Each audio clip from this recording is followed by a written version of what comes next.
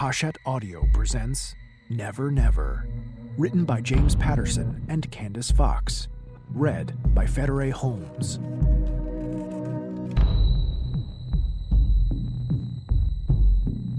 Chapter 1.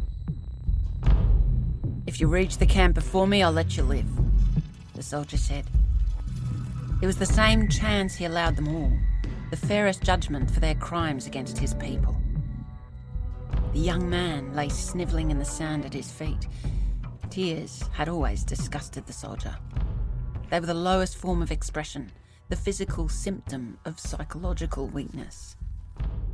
The soldier lifted his head and looked across the black desert to the camp's border lights.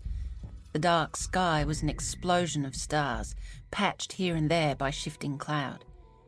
He sucked cold desert air into his lungs. "Why are you doing this?" Danny whimpered. The soldier slammed the door of the van closed and twisted the key.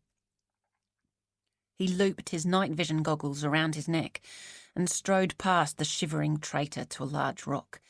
He mounted it and with an outstretched arm pointed towards the northeast. "On a bearing of 047, at a distance of 1.62 kilometres, your weapon is waiting," the soldier barked. He swivelled and pointed to the northwest.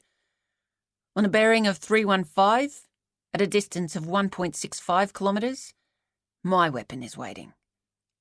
The camp lies at true north." "What are you saying?"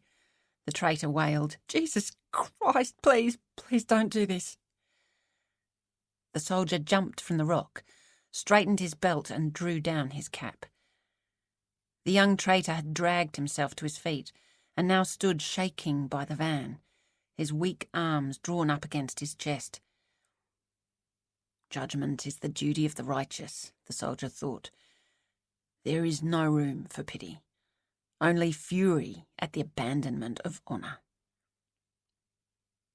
Even as those familiar words drifted through his mind, he felt the cold fury awakening. His shoulders tensed, and he could not keep the snarl from his mouth as he turned to begin his mission. "We're green-lit, soldier," he said. "Move out." Chapter 2. Danny watched the soldier disappear in the brief pale light before the moon was shrouded by clouds. The darkness that sealed him was complete. He scrambled for the driver's side door of the van, yanked it, pushed against the back window where a long crack ran upwards through the middle of the glass. He ran around and did the same on the other side. Panic thrummed through him. What was he doing? Even if he got into the van, the keys were gone. He spun around and bolted into the dark in the general direction of northeast. How the hell was he supposed to find anything out here? The moon shone through the clouds again, giving him a glimpse of the expanse of dry sand and rock before it was taken away. He tripped forward and slid down a steep embankment, sweat plastering sand to his palms, his cheeks. His breath came in wild pants and gasps. "Please, God," he cried. "Please, God, please." He ran blindly in the dark, arms pumping, stumbling now and then over razor-sharp desert plants. He came over a rocky rise and saw the camp glittering in the distance, no telling how far. Should he try to make it to the camp? He screamed out.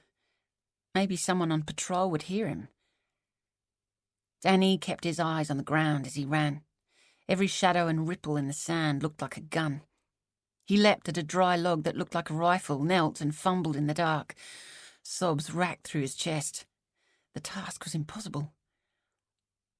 The first sound was just a whoosh, sharper and louder than the wind. Danny straightened in alarm. The second whoosh was followed by a heavy thunk, and before he could put the two sounds together, he was on his back in the sand. The pain rushed up from his arm in a bright red wave. The young man gripped his shattered elbow, the sickening emptiness where his forearm and hand had been. High, loud cries came from deep in the pit of his stomach. Visions of his mother flashed in the redness behind his eyes. He rolled and dragged himself up. He would not die this way. He would not die in the dark.